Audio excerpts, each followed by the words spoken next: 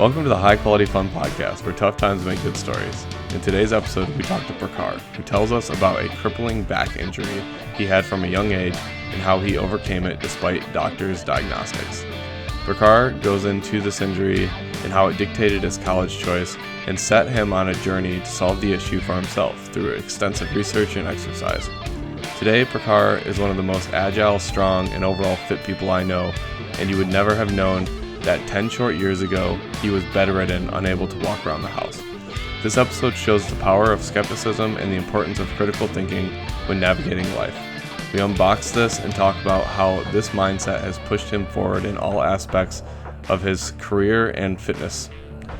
Towards the end, we get a little heady and talk about calisthenics and visualizing the body while exercising. Stay tuned and hear how Prakhar's obsession for improvement has led to such a monumental physical and mental transformation on this episode of the High Quality Fun podcast.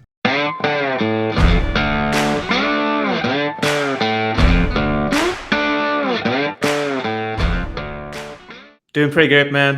Happy to be here to share my story.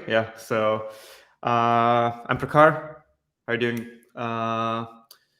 I am in Toronto, based in Toronto now. Used to be in the US. So went to college, as Tyler said, I went to college at Michigan Tech with him. After that, I graduated, moved to Chicago, lived there for about 3 years before moving to Toronto, Canada, and finally now here before I set my eyes onto the next thing. Currently have a business, and fitness is like a huge part of my life. And a lot of my life lessons kind of come from that and has become a way of thinking and way of living, and kind of apply the same lessons that I've learned from fitness and practicing it for the past 10 to 12 years now, probably longer than that, to now everything I do basically in business or problem solving, going through pain, challenges to achieve basically anything that I want to in life. It has become the base of everything I kind of build on top of. So yeah.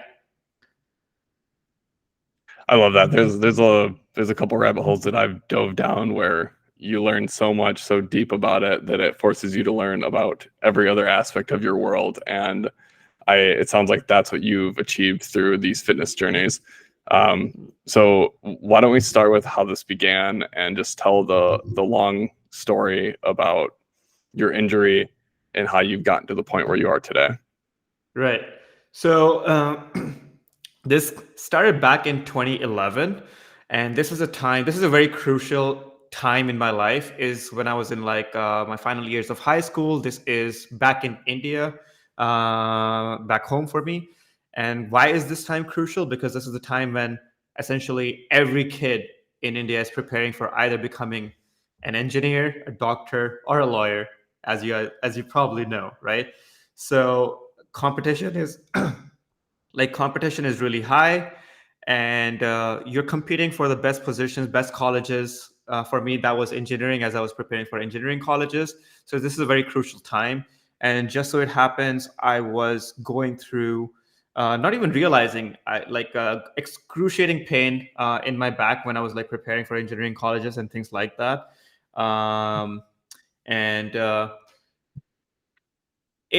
The pain just kept building up, and it just became a part of my life, not knowing that other people felt normal. So I didn't really have a lens to look at it from, that other people were not in pain. So to me, it just felt normal, to the point when things start to break down and I couldn't just move naturally or properly without having extreme pain, like shooting down my legs, or being able to even sit down for maybe longer than 15 minutes without pain. So it got to a point where I was getting off my couch. I was visiting my home. So I was preparing for engineering college, in another city. So I was visiting home, my parents' house, and I was just watching TV on the couch, and I tried getting off of it, and I just could not. And I was just in too much pain. So my mom came in running. I talked to her. And then the next day we went to the doctors. My dad's a doctor. He's a kidney surgeon, a specialist. So we went to one of his friends who was an orthopedic surgeon. and we got the MRI done, and he asked me to just like do very specific like regular movements which I could not perform. So when he asked me like to just bend down, I could not bend down like more than 15 degrees from what I remember. So like if I'm like this, and if you can like bend down all the way, my back was literally just like I could not do more than that. So I was like, I remember like even when I would wake up in the morning to like brush my teeth and to spit like like the into the basically the Spit into the like brushing sink. my teeth, yeah, into the sink. Yeah. Losing words here. I just could not. It was just very hard for me to like bend down like even a little bit. My back was so stiff, and I could not lift my legs up, and all of those things. So it was a really messed up situation. So the doctor recommended that I get an MRI done right away, which we did. So we went to like a diagnostic center, got the MRI done, came back with the MRI to the doctor, to the orthopedic surgeon, and he looked at the MRI and he was kind of like in a shock. And I didn't know because I was just 18, 19 years old, I think, back then. So uh, not very familiar with the ways of life. I was still like just whatever, happy-go-lucky guy, but just in a lot of pain. Uh, and he said that your back is in a really bad place. He said that it looks like your spine belongs to a person who's about 50 years like old, or even like older than that. And that was shocking to me. And then he said that it's insane to see that you're still moving around, for that matter. And he said that two of my discs at L4 and L5 level, so very like in the lower back area, were literally just popping out. So if the vertebral column is like this, we have like disc material like right in between that kind of like is like a little bit more like jelly style. So it kind of keeps your spine nimble and like allows movement with the spine, right? So to be flexible and all those things. But once this gel material pops out and breaks out of the membrane, it forms a solid disc. And once that happens, it starts to jam into the nerve endings going down the spine, down through the spine, down to your legs and everything. And with me, if there is 15 centimeters of space between that canal, like that where the spine, like from where the nerves go down, this disc was popping out halfway through. So blocking out almost 7.5 centimeters to 8 centimeters of it. So whenever I was bending down or anything like that, this disc would literally jam into my nerves, causing immense sciatica, excruciating pain, and just making me absolutely immobile, or bending down, being able to walk, or even sit for that matter. I could not sit for more than 10 minutes without pain. So after that, I was just put on complete bed rest 24/7, just laying basically on my stomach because I could not lay on my back either because of pain. And it was just so bad to the point that they asked me to like even just like take a shit on the bed and not go to the bathroom for anything like that, and which was pretty embarrassing. um yeah, brings back a lot of bad memories.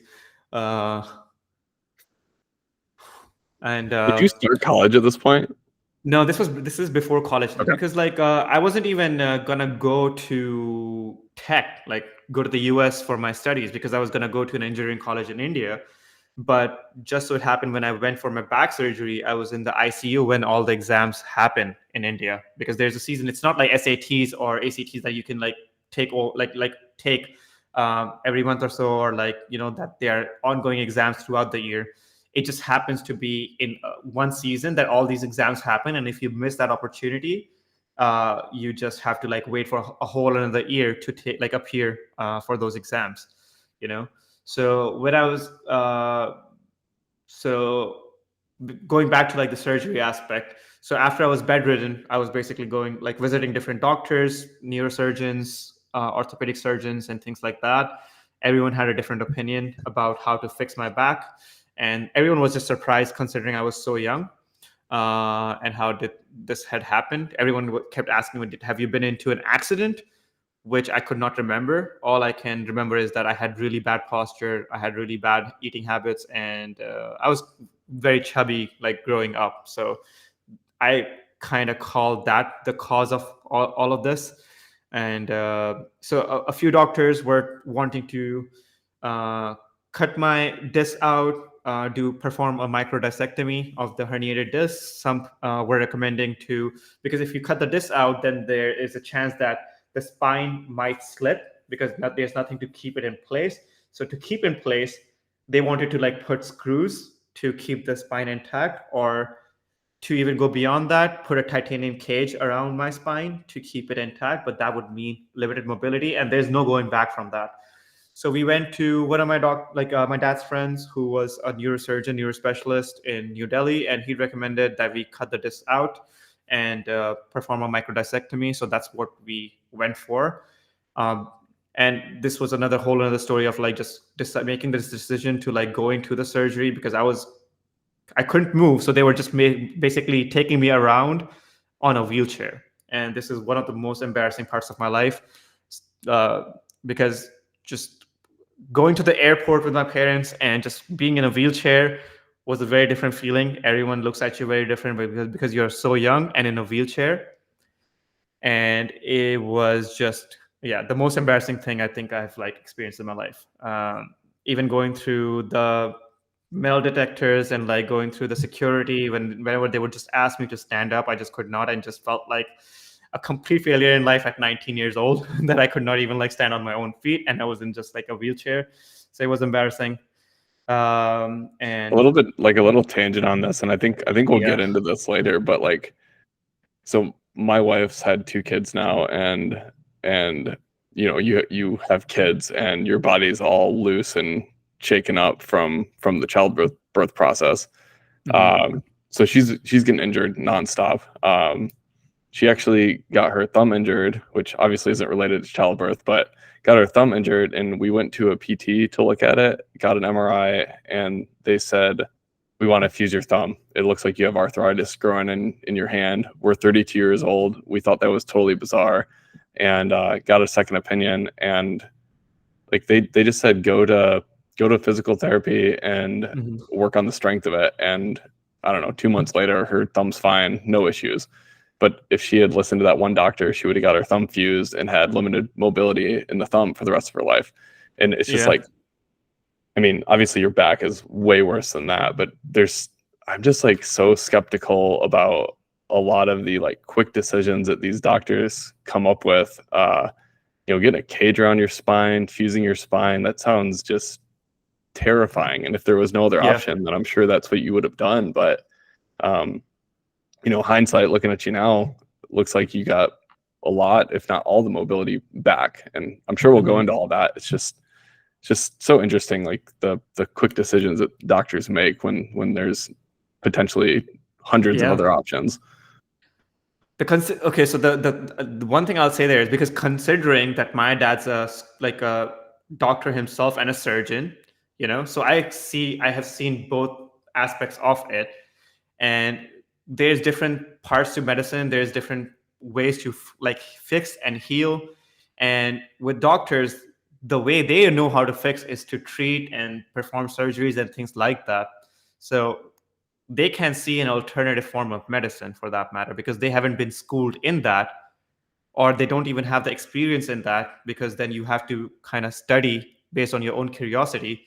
And if you're not open to that stuff, then it just doesn't cross your mind that there could be an alternative way to kind of go about it or treat it. But there's plenty of doctors who actually now I feel like are more considerate about, let's find another alternative. If nothing else works out, then we have to perform the surgery, you know. So it also depends on from doctor to doctor. Some doctors might be, hey, if I just perform the surgery, it means more money for me, it means more medicines, it means bills, it means I get paid, you know. But then there's also doctors who have a conscience, and they'll be like, hey, if we do this, then this happens, this is what it means for your life. But if we go the alternative route, this might mean more pain in the short term, maybe for like, let's say 6 months or whatever, or like longer term for that matter, because performing surgeries and things like that is a fix. So it will take the pain away, but it might not restore you completely. So there's both things. And then I would say better doctors are that give you all the options, and that they help you make the decision for yourself, what's best for you, you know. So I think that's a that's reason where that a lot of like to simplify it, a lot of PTs, physical therapists, and chiropractors disagree with each other because chiropractors, I don't know, they can twist and snap you and make you feel Yeah. real good right away. But if you don't strengthen the muscles to hold those bones in place, then you're just going to return right back to where you were. And so, you know, Yeah. together they might pair really well together, but some chiropractors will just say, nope, you got to come in and see me every single week for the rest of your life. And Yeah, because the yeah, problem is, again, they're fixing the symptom, right? The right person will figure out the root cause so that you get like better for once, and they don't have to see you again. That's the best person, right? yeah, To go to, because they don't want to have you dependent on them. They want to teach you either how to fix the issue yourself or how to address the cause that's making the symptom happen, rather than fixing the symptom again and again. You address the cause, and then you don't have to deal with the symptoms, because the symptoms are just going to go away because the cause has been addressed, you know. So right, right. But anyways, carry on with your story. I thought that was a yeah, relatable tangent. absolutely, it is relatable, because later on we're going to touch on that. You know. Okay. Yeah. But yeah, so like went for the surgery, and they literally had to like uh, drill a hole this big through my spine, like literally just like I Oh, still have like this big of a scar like on my lower back. So they had to like cut that, drill through my spine to cut the disc out, basically, you know. So that happened, and it was a pretty painful surgery, because like, I mean, going in, I just woke up, and then the the nurse was like, the doctor actually came in with the nurse, and they were like, is the pain gone? I'm like, what are you talking about? The pain is still there. They're like, no, no, no, that's a surgical pain. Is the actual pain gone? I'm like, I don't know, I was on a lot of drugs then. You know. I But can't feel uh, anything. yeah, but the recovery after that was painful as well, because like I was just at the hospital. I still remember, like, because like I hadn't gone to, like, again, like take a shit for like 2 days or 3 days, and then just like going to sit on the toilet was just painful. I just spent 45 minutes like in the bathroom just crying my eyes out because of like how much pain I was in after the surgery even. And they were giving me painkillers, and I just wanted to take more, because I would just keep getting these fevers my body was going through, and I would literally get hot, like really, really hot, and I would just like cry my eyes out to like my mom, be like, just, can I have some more painkillers? Just, can I have some more painkillers? I would wake up at 2 in the morning, 3 in the morning, and just literally just like beg for painkillers. And it was just like so bad. But then it got better after 2 or 3 days, a little bit. And they asked me to like move around a little bit. Movements were a little bit better. I could just like still stand on my feet, but just couldn't walk. After that, I went home, and then a whole another season of physiotherapy started for me to learn to walk again, get my mobility back, basically, and strengthen my back so that I could like sit, I could like walk, and all of those things. But even then, my doctor said, so from now on, you will have a limited life. You can do normal things. You won't be able to bend down as much, sit more than an hour, even after the surgery, because it might just come back. You won't be able to play sports. You won't be able to lift more than 10 pounds, for that matter. All of these things that they kind of put in my head after the surgery. And they just were like, okay, go through the physiotherapy so that you can just like live a half decent life, essentially, is what they told me. And here my dad was like just rethinking my entire career, because then we had decided that I was going to be a software engineer, and as we all know, software engineering is a pretty heavy desk job, and you have to sit. And they were like, you can't sit anymore, like, for that like periods of length. So he was just thinking about what else can he do in life and all of those things. And then I couldn't even take the exams, because, as I was saying, like engineering schools, like the exams for those schools like happen in all in at like in a matter of like 2 months or so. And just so it happened, I was in the ICU, so I kind of missed all my exams, and I had to just basically wait another year, which I did not want to. And that's when I made the decision, or my family as a whole made the decision, that I should go to United States to pursue my higher education, basically. Okay, yeah, I remember seeing you in college. We didn't have much overlap and we weren't super close there, but I didn't suspect any issues with you, any surgery or anything. So, um, I mean, even that seems like it fixed you enough, but we also weren't playing sports or anything together. Mhm. Um, and So I then did a like, lot of work before moving to college, because I was gonna go to the United States. I was like, okay, I need to fix myself because I had gained a lot of weight. I had a lot of like physical image issues because I had just ate a lot of like just junk food, just like trying to numb down the pain and feel better. And food was the only good option to kind of feel good about something. So I had gained a lot of weight. I was like literally just very overweight. My BMI was too high. So before going to the US, I was like, okay, I'm gonna start a fresh life, and I want to like look better, feel better, because I was like hella depressed from like just like the whole like bed rest of 6 months, and then uh, surgery, and then another 6 months of like physiotherapy and just eating junk food and not being able to move. So I had gained a lot of weight. I just felt ugly in my body. Looking at the mirror, I just completely just was, who the fuck is this person? I don't want to be in this body, you know? So I was like, okay, I'm going to start going to the gym. I'm going to start like just losing the weight. I'm just going to walk on the treadmill and things like that. And that's when I first got into fitness. I hired a coach before going to the US because I was like, hey man, I need to feel better about myself. I need to look better. I have all these issues with my back. How can I go around this? So that's when I hired my first and last trainer for like the 3 months before I moved to the US for my higher education, basically.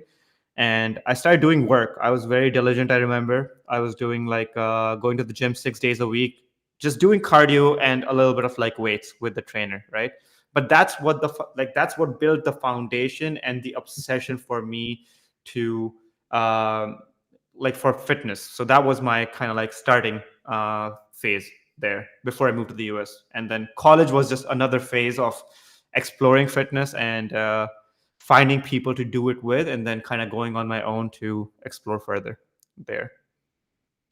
would you say that when you got to college, you were going for software engineering? And Yeah. I always think that I'm a mechanical engineer by trade, and I always think that engineering, all you're doing is learning to problem solve. Like I don't use half the stuff that I use in engineering. Like I Yeah. still have it. I can still talk to you about statics and dynamics and thermodynamics and all this stuff, but half that stuff I don't use anymore. But what I Mhm. learned in college through engineering, and I know it's the same for software engineering, is how to be a critical thinker and problem solve. You throw Yeah. something at me, and I'm probably going to be a little skeptical of it, or I'm cocky enough that I think I can figure out how to do it with enough research. Right. Would you say that your mind or anything changed with your fitness going into this engineering field, or maybe that kicked off your engineering? I don't know. Actually, not. Like, I feel like I didn't really learn much in college for that matter. But one thing I'll say Okay. is like I got exposed to a whole another culture, right? A culture of exploration. Like in India, it's growing up, it's only about education. You study, you study, you study. You have allowance to even watch TV for that matter, maybe an hour a day or something like that. You're always under extreme pressure to perform, to be as good as the neighbor's kids and stuff like that. So you never really get a chance to explore. It just so happens like I did get to explore like different sports and like that, but not to a level. I feel like US is a little bit more free in that sense that people are more inclined to pursue what they want to. And I came across different people who were like in just different types of sports. They like to play different types of instruments, or they just had different inclinations that they were pursuing. So I feel like I got a like knack for like pursuing things, or like be like following my curiosity more than getting schooled in a discipline of engineering for that matter. And I can go into like talk about like how I built up my critical thinking skills and stuff like that, which all, by the way, happened post college, not in college. This has nothing to do with college. I'll say a big part was more so social media. I feel like social media has been one of the big things after like talking about exposure. I feel like exposure to new things and people with capabilities and watching someone do some extraordinary things has what sparked curiosity in me to enough to explore that for myself and be able to say, I want to do that. How can I do that? So there's two things. First asking, I want to do that this person is doing, and then figuring out how did they do it and how can I do that for myself. And that's where in the fitness, because I don't see fitness as just fitness, because like now I see it as movement, there's different things to fitness for me. Like there's aesthetics, which is like looking good, not just in body, and in terms of like how I do my hair, how I like dress up, how I do my fashion, sneakers for that matter. I'm very particular about everything. So there's that aspect of looking good, having the aesthetics in body and the way I carry myself around with the confidence that I have and all of those things. And then training in different movements and like disciplines. Because if you think about it, a basketball athlete has a totally different type of body and an athletic build compared to a soccer player, compared to a football player, compared to a golfer, compared to a martial artist.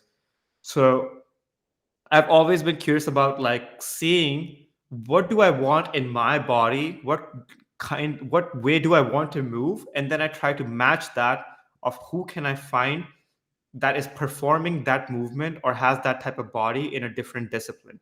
So in the sense that now, like in for me, fitness is just not general fitness, but more so like looking at how the best people are performing on planet Earth in terms of like, let's say, Olympic athletes, power lifters, runners, again, basketball players, soccer players, and just trying to find the extremities of it and just trying to figure out how are they performing at such a level, which involves both physiology and mental aspects as well, right? So I've kind of I started breaking that down. But for me, first, when I was in college, it started with wanting to do cool things and wanting to first be fit, but then getting exposed to like kids in school, like, like for that matter, like college athletes or just different kids who were more athletic than I was. So I just first got introduced to the gym, but from there, I just built up an obsession of like, um, picking up different disciplines and just wanting to like absorb as much knowledge and practice as much as I can to expand my ability. Because growing up, I always felt limited, and in my life, I do not want to feel limited with anything. So hence the exploration starts basically. Yeah, I mean, you found out at 18 that you're going to have this limited life forever, and like you go to college, unlock some of that, and then it's just like it's an infinite journey from there. I'd say that when I was in college, like the whole curiosity thing that you mentioned, I don't think I realized that until after college. Like I said that I got this engineering degree and it taught me how to critically think, but until I was in the real world, I didn't realize how important those skills were, doing things today. I want to take a step back and, it sounds like we skipped over college, nothing major there. And now you're at this point where you're just continuously trying to learn more about health and fitness and everything that goes into that. Have you gotten like an MRI or had follow-ups with these doctors since then to see what they say about your spine and how you've transformed from not being able to walk to being able to do all this? Actually, no, I keep thinking about this, that I should go to some doctor to like get my back looked at, or like get an MRI or something like that. It just keep crosses like yeah, the thought crosses my mind all the time, but I just haven't found the time to actually go do it because I'm too busy exploring and I don't feel limited, even though I've had like a lot of like injuries after that for that matter, because that whole thing caused a huge amount of issues. And college is a whole another thing to like unpack too. There's a lot there because like even at college, like I'll say, where was I gonna go with that? Because I was training at the gym, like with different like kids, right? So I was constantly wanting to do things, hitting the weights that they were hitting and stuff like that. So I put myself through a lot of like injuries even after the fact. Even though I was building up strength and building up muscle, I didn't know the right way to do it, or I didn't know enough about the biomechanics of the body, or how to put like tension in like, or like handle tension in different ways or like better ways so that the body is like performing in with technique rather than just like brute force. Because when injuries happen with brute force, right? So like at college, like for that matter, like let's say for example, like my internship was a phase when the sciatica like came back, and I had like really bad hip flexors. I was still doing deadlifts and all those things and heavy like movements and stuff like that, but I was just in so much pain then too, and I had such a big ego now that like looking at it, like everyone like, and now that I had like some sort of like fitness acquired, or like and could like lift heavy weights and do some cool stuff with calisthenics and things like that, I was still getting injured constantly. I had tendonitis. I had like hip flexor issues, as I mentioned. I had major sciatica, like going down my leg, chronic sciatica for that matter, that returned. And this was like third year of college, when I was like in Appleton for my internship for like doing some C programming for Miller Electric. That was like a welding manufacturer, like welding equipment manufacturer, right? And I was going back and forth, and I was just so bad. I remember like I had to tie my legs when I was like driving back to college to just being able to put my foot on the gas. So I had to like do like those like fitness bands, and just like literally pull my leg up to then push it down so that I could put like pressure on the gas pedal. And this is after I had recovered and then got injured again and again and again, and to the point where I went to chiropractors. They didn't have answers. And my wife, now back then was my girlfriend, was like literally spoon feeding me while I was laying on the couch, because I could not again move, for that matter, just do perform this action of like putting the spoon in my mouth to like feed myself. And I was just in so much pain that I literally would like repeatedly tell her that I would rather die than experience this, because I had had a taste of fitness and like being free in my body, to now back in that position again, and maybe even worse. So all those times I did go back to doctors and like to get to, let's say, for chiropractors, and they would always, again, going back to like, they would always try to like fix a symptom, and everyone had just different ideas. Like I remember this chiropractor, like back in college, like told me that I had neural toxicity, that I was, due to fragrances and perfumes, or maybe like fragrances in like the dish soap and stuff like that, I had developed neural toxicity that was causing like back issues. And this is a certified person, you know, and I had believed him. But that's when, after that, like just going through chronic pain, and I remember I came across this girl's story who had chronic pain of like just excruciating 24/7 pain from all the way from her neck below under her ear down to her ankles. And I was like, okay, I'm not going to live this life. And that's again another curiosity bubble started. And that's when I started looking into biomechanics and anatomy. And I was speaking to all the athletes and all the people at the gym at college. So I feel like college was more so, first, people to talk to about my condition. Second, how people were training around certain things, and if they had gone through certain injuries. And I remember talking to all the college athletes that had different positions uh, at our gym. I can't remember. That was Student Development Center, SDC. Yeah. Yep. Yeah. Yep. So I would talk to them, and they would tell me about different just aspects of the body, glute amnesia, biomechanics, and things like that. So I just found people to talk to, first of all. And second, now like going through, like, since college was big aspect too, because like at that time I was figuring stuff out and getting better at my fitness and like doing calisthenics and things like that. And college was providing me with the feedback that you were someone cool. So I just kept pursuing that further. And that I have found in life to be very effective. When you're doing good things and people are telling you that you're doing good things, you tend to do even better. And once you start to be your own feedback mechanism, then you can keep feeding yourself the things that you need to tell yourself to do better in life. So in essence, like, for the first time ever in my life, I feel like at college was such a crucial thing for me, more than education, to finding people that appreciate me for a uniqueness that I had kind of figured out with my fitness and calisthenic like type of like training and things like that.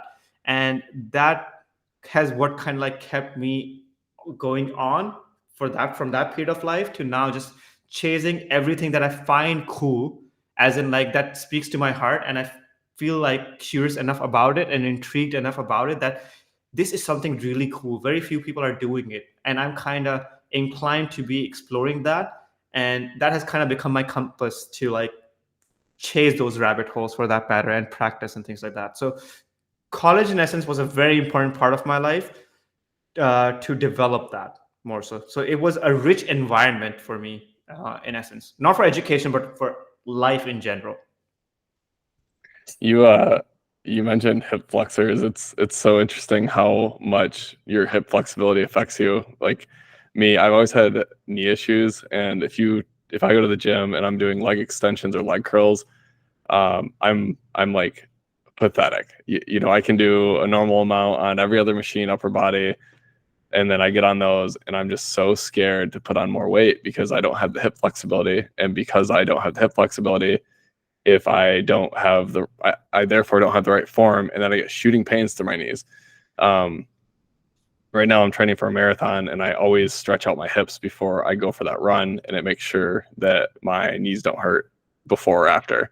Um, so like, yeah, that it blew my mind that like hips back like tie to a lot. Um, Yeah.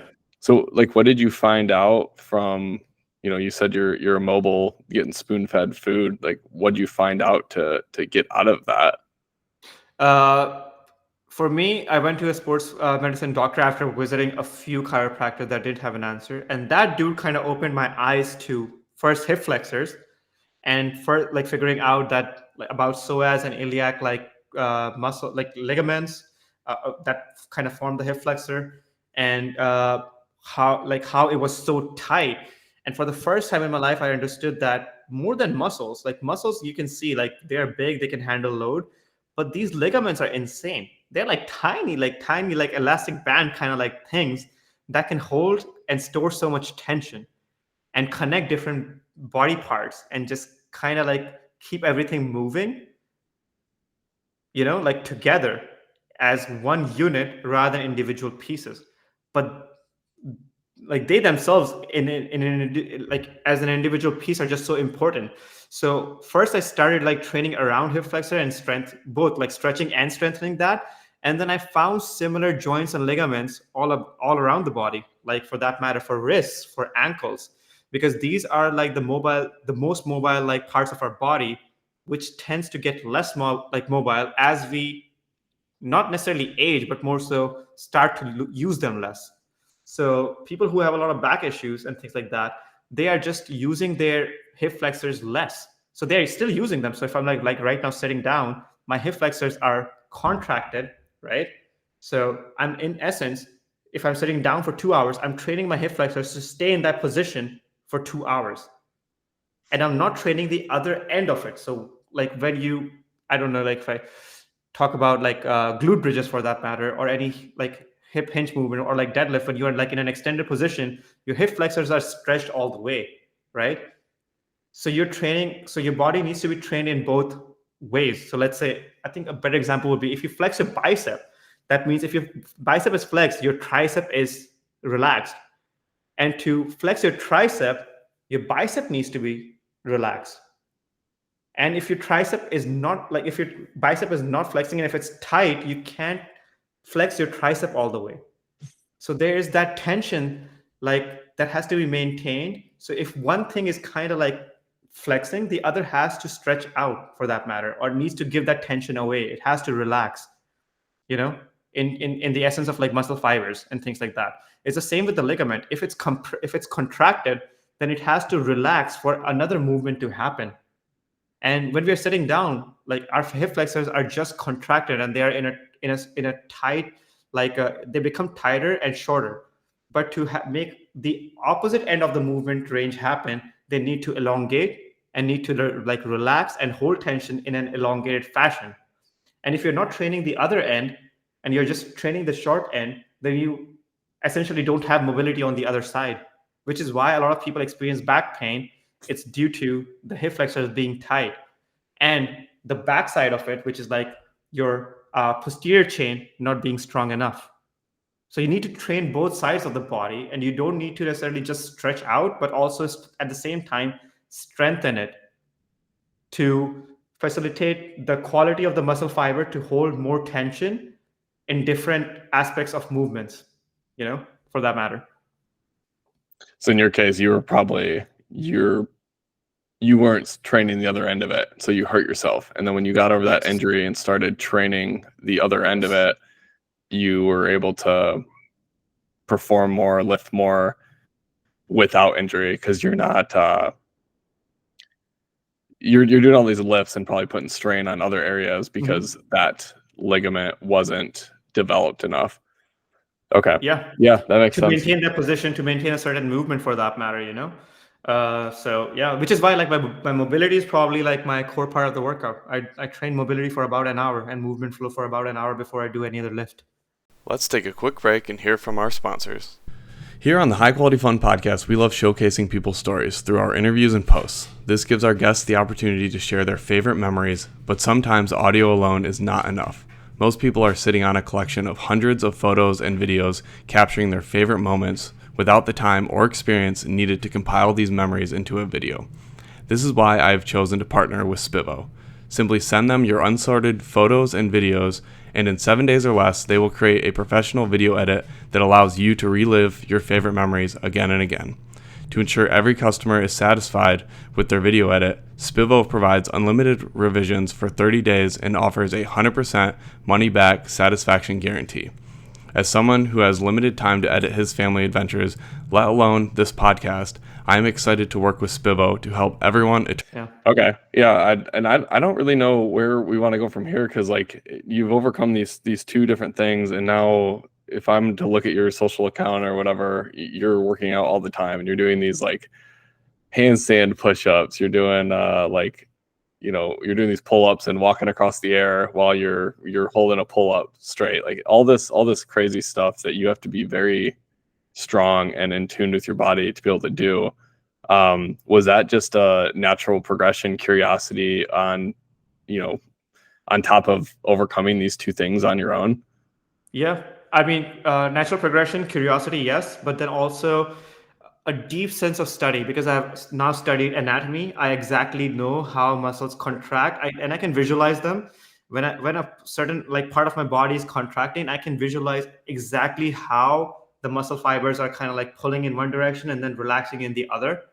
So that gives me a sense of where things are. And if I find a certain limitation, then I know which exact ligament or which exact muscle, for that matter, is weak. So that which is why it's not being able to take on that load when it's being put under that mechanical tension in any move in any range of movement for that matter, even in the craziest exercises. So for handstands, like a handstand, not even a handstand, I do handstand push-ups, right? I can do like 6, 7, 10, 12 handstand push-ups in a row.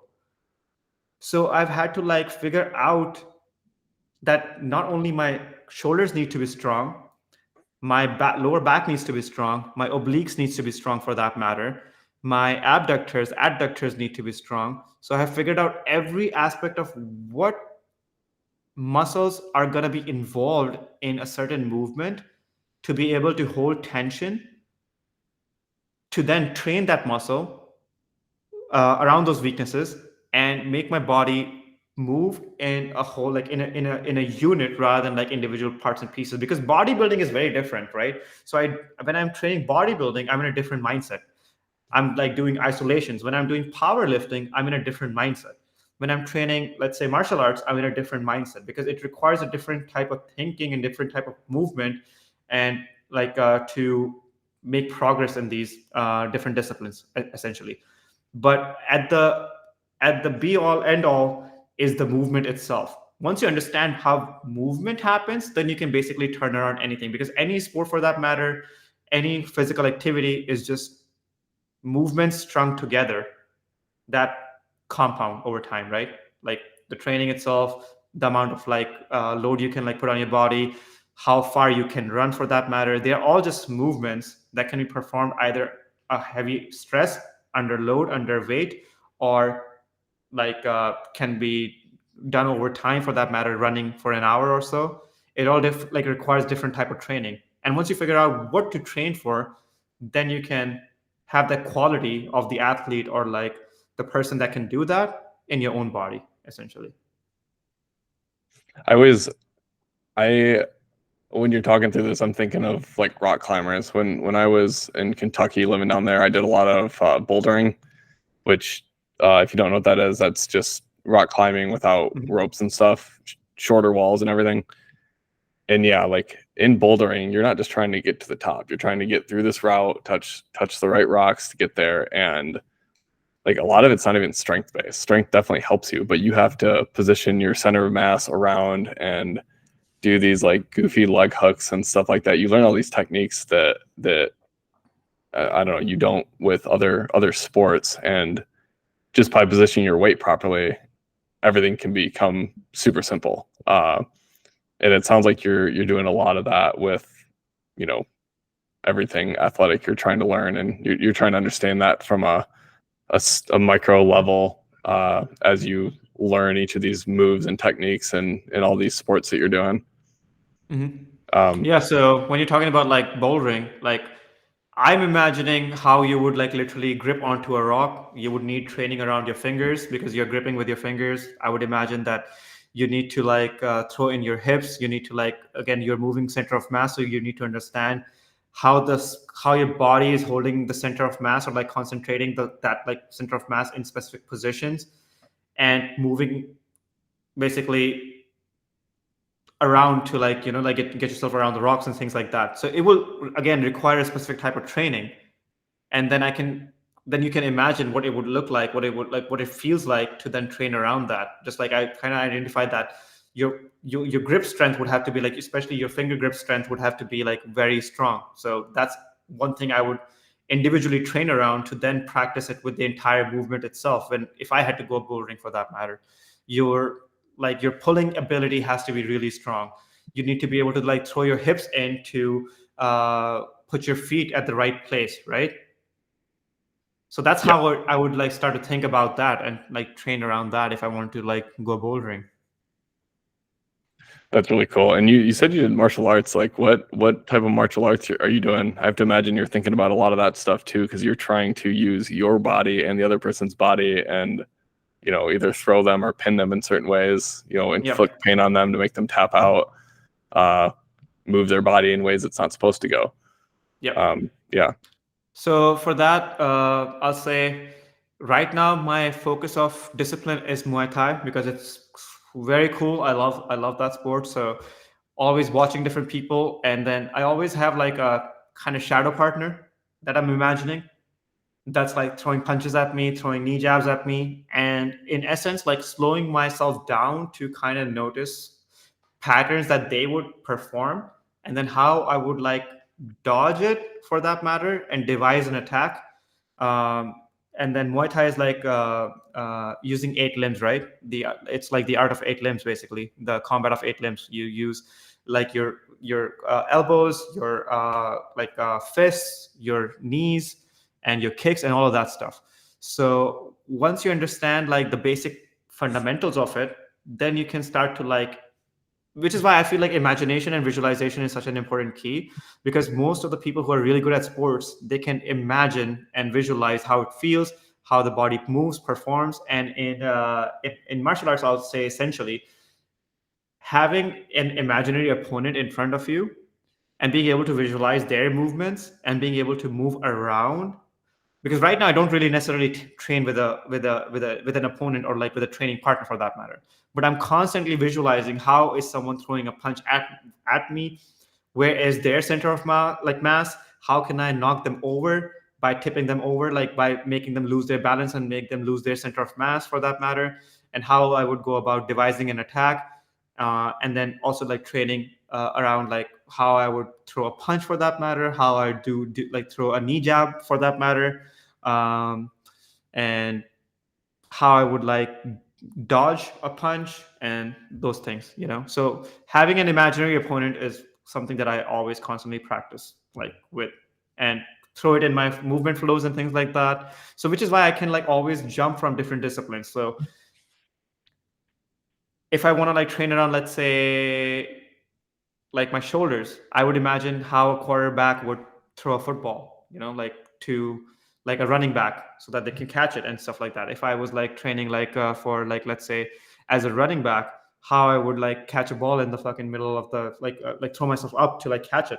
If I was like training like a martial artist, then I would like imagine them as how they would be performing a move and then train around that, you know.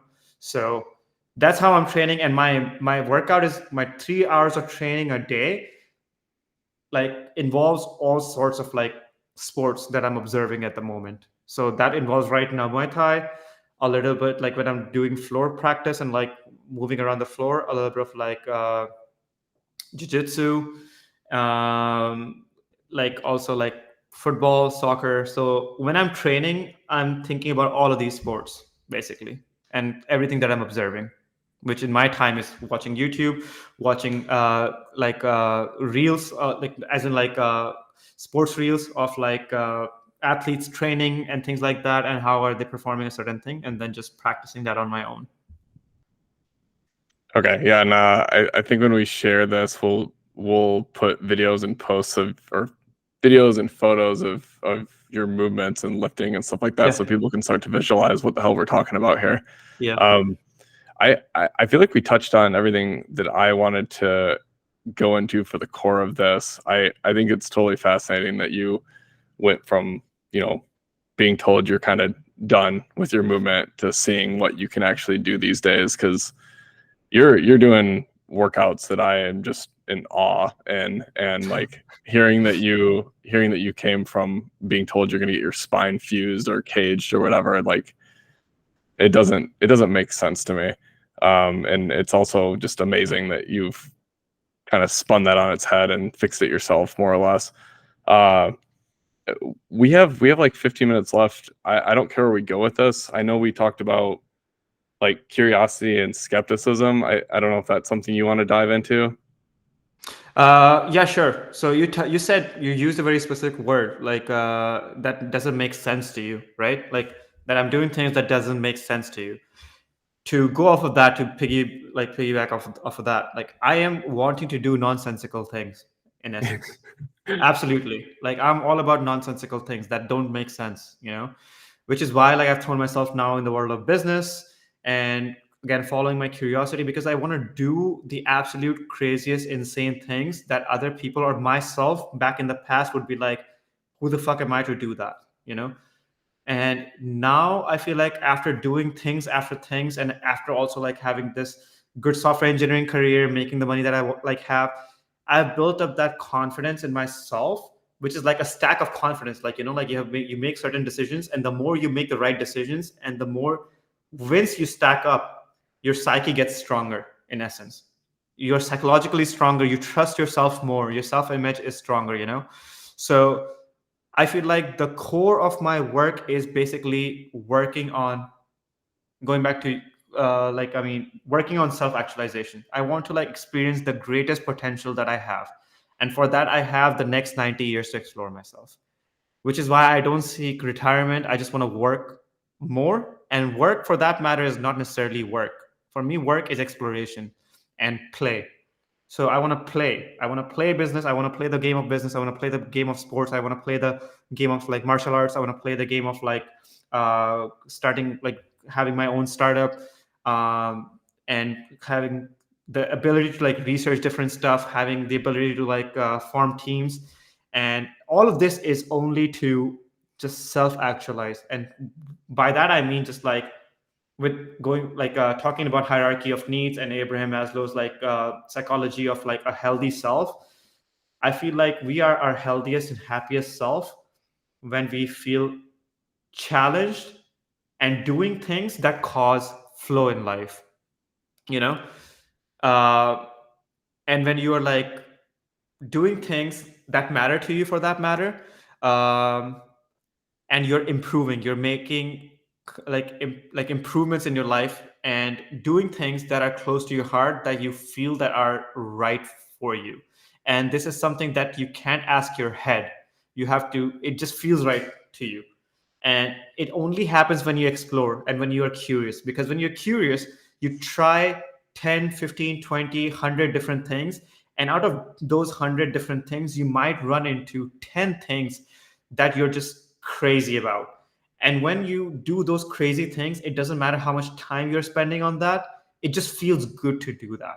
So I don't need a break from those things. I haven't had a break from working out for the past 5, 6, 7, 8 years. I think I can't remember the last time I had a break from, unless I am sick, unless I can't move myself, for that matter, or just something really bad has to happen for me to not work out.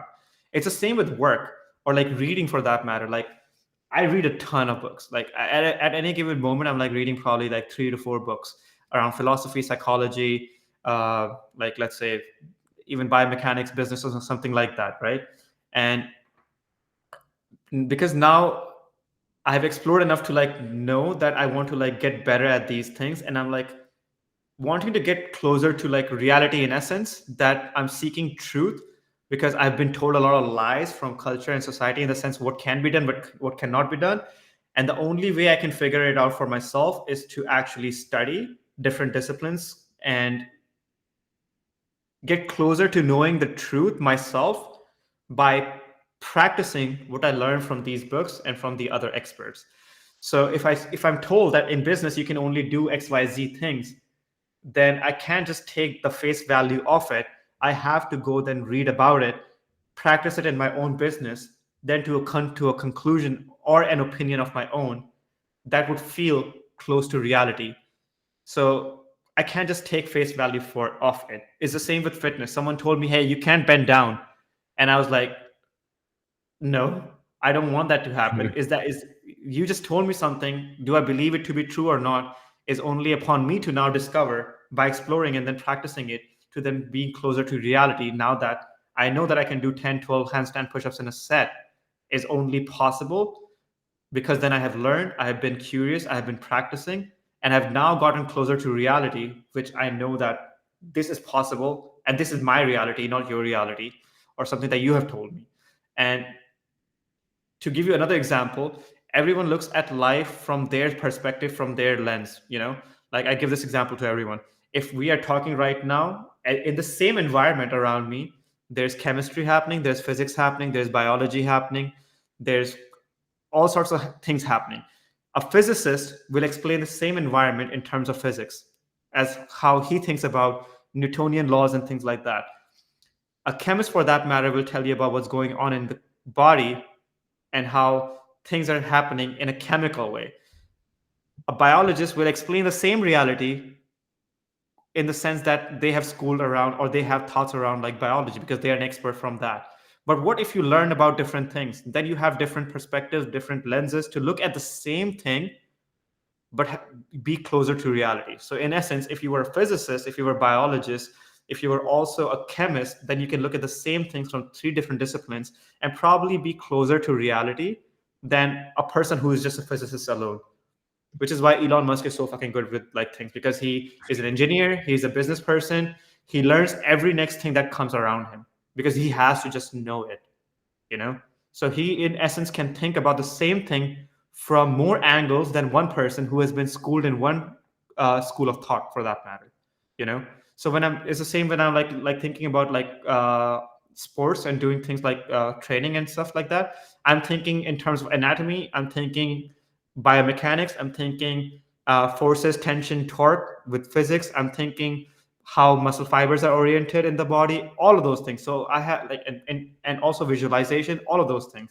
So I have different like perspectives and lenses to look at the same thing and have a greater grasp of reality in that sense, which is why I just keep nurturing my curiosity, because then I keep learning about more things, more disciplines, and then look at the same problem, same thing with a different set of thoughts and different set of like beliefs, different set of practices, than to form my own opinions. Which is why like I'm on a journey to collect mental models, basically. I like that. I feel like a lot of people our age are afraid to try things and are afraid to fail.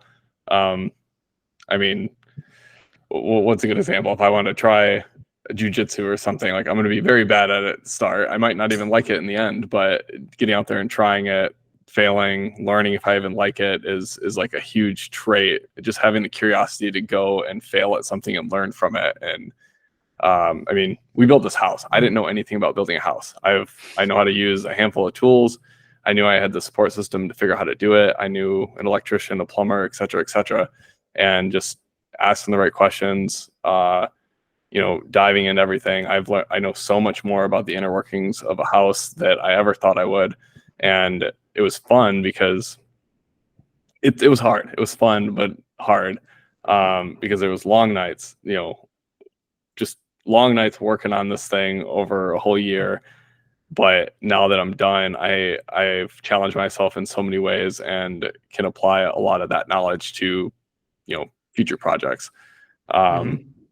And yeah, a lot of people our age are just afraid to take that step and step out of their comfort zone. And, it sounds like you have mastered or continue working towards taking yourself out of your comfort zone so you can forever learn and keep applying that in different ways.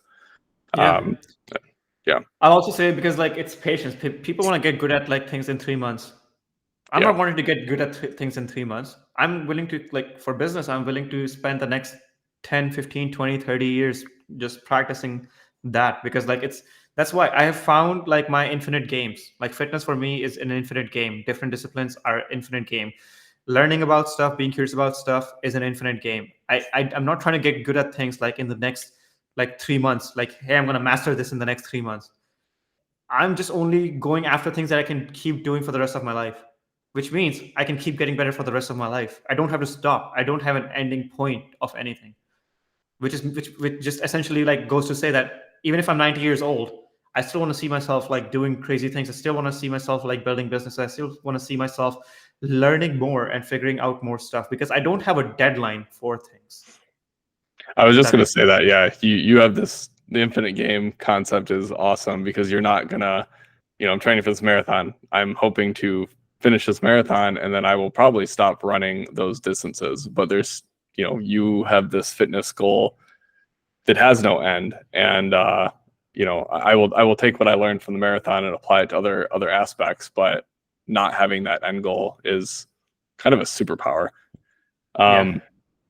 Yeah. This was great, Prakhar. I really enjoyed all the tangents we went off in. Hopefully it's not too deep and too heady for some of our listeners, but I think it's great. It like hits home with me, being naturally curious and always skeptical of what people tell you, form your own opinions on stuff. And I mean, hell, I have some health things that I'm probably going to poke your brain on after this call, see what you have to think about it. Why don't you go ahead and give any shout outs, shills, plugs for anything, and then we'll close it up from there. Yeah.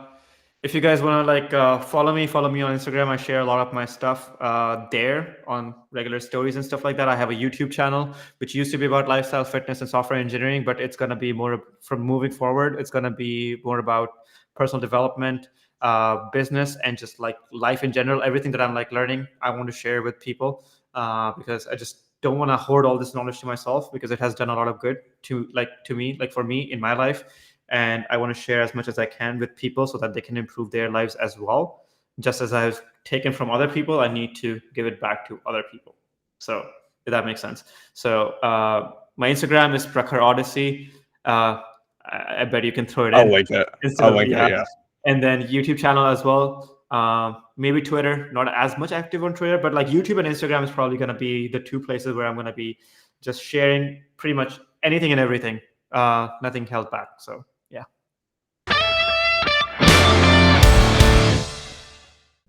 Thank you for listening to the High Quality Fun podcast. If you guys enjoyed this show, please give us a follow.